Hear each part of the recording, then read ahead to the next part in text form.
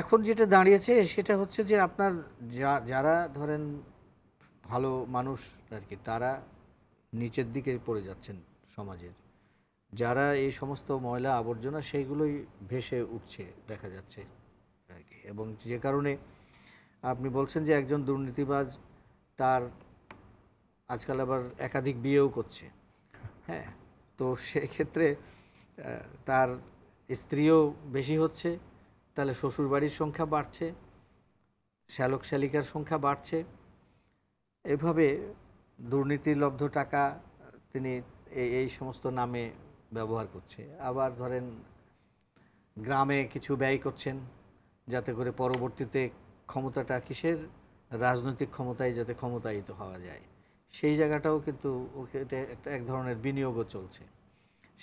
এটা সেই জন্য সামাজিকীকরণ বলছেন যে হ্যাঁ, মানুষ সেভাবে প্রতিরোধ করছে না কারণ মানুষের সেই শক্তি, সাধারণ মানুষের ভেতরে সেই শক্তি আছে কিনা, সেই সাধারণ মানুষের শক্তি, নেতৃত্ব দরকার। সেই নেতৃত্বটা তো আবার সেই রাজনীতিতে ঘুরে আসতে হবে।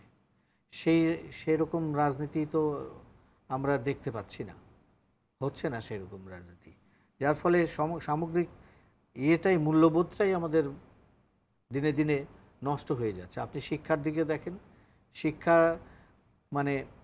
শিক্ষা প্রতিষ্ঠানের মানে ইউনিভার্সিটির ভিসির বিরুদ্ধে যদি দুর্নীতির অভিযোগ ওঠে, তাহলে আর বাকি থাকে কি? উঠছে এবং একাধিকবার এবং সরকারি বিশ্ববিদ্যালয়গুলোতে উঠছে, প্রাইভেট বিশ্ববিদ্যালয়ের ট্রাস্টিদের বিরুদ্ধে উঠছে।